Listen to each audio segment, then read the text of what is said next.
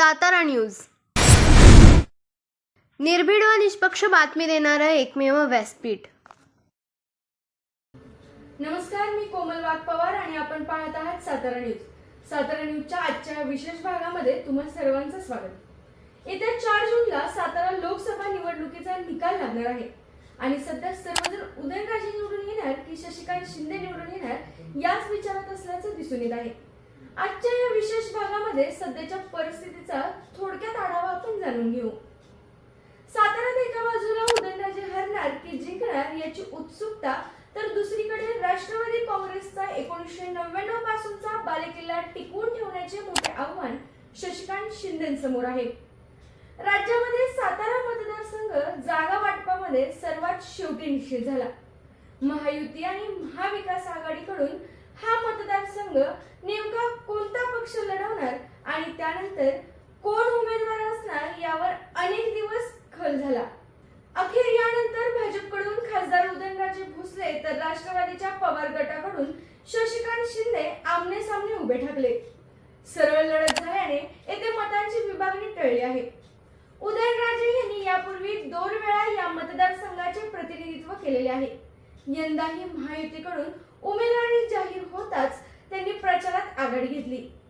भाजप, शिवसेना आणि राष्ट्रवादी अजित पवार गट यांची एकत्रित ताकद पाहिल्यावर उदयनराजेंची कागदावरची शक्ती ही मोठी दिसत आहे।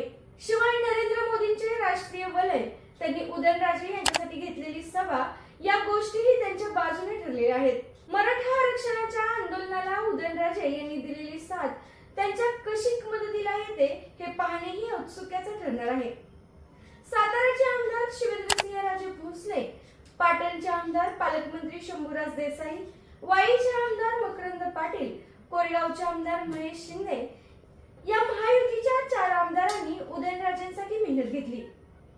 मुख्यमंत्री एकनाथ शिंदे यांचा स्वतःचा असा मतदार या जिल्ह्यामध्ये आणि महाबळेश्वर तालुक्यामध्ये आहे। त्यांची मदत उदयनराजेंना झालेली आहे। राष्ट्रवादी काँग्रेसच्या फुटीनंतर होणारी ही पहिली सार्वत्रिक निवडणूक आहे।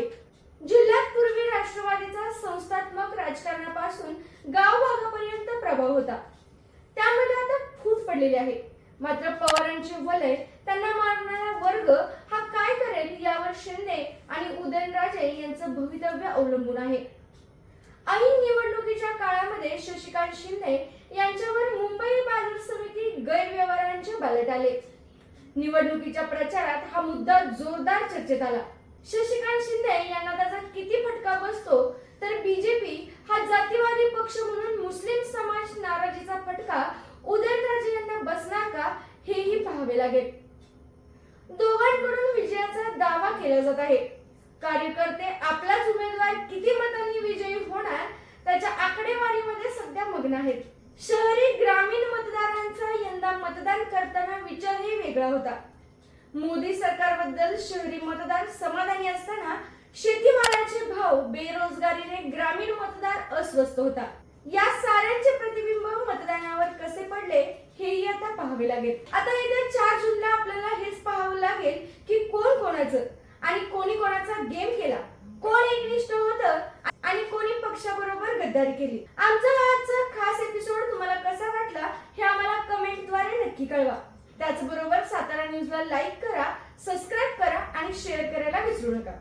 आपल्या तालुक्यातील जिल्ह्यातील बातम्या सर्वप्रथम पाहण्यासाठी आजच सातारा न्यूजला YouTube चॅनलवर सबस्क्राइब करा, लाईक करा, शेअर करा आणि बेल आयकॉन प्रेस करायला विसरू नका।